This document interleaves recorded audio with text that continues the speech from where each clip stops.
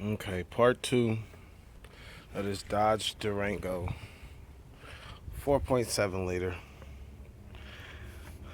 As you see, we have 2 PCMs. We have a new crankshaft and camshaft position sensor, which one of them are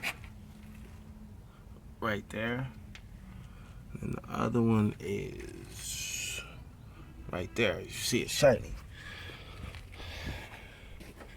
So the injectors are getting fuel. The coils are not firing.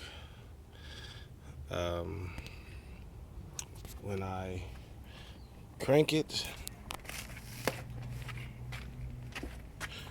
and on the dashboard, all it does is this. Everything lights up fine. Check gauges. No P codes.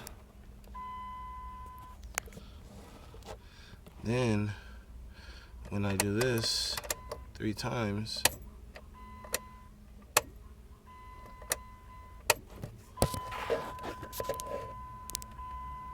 P done.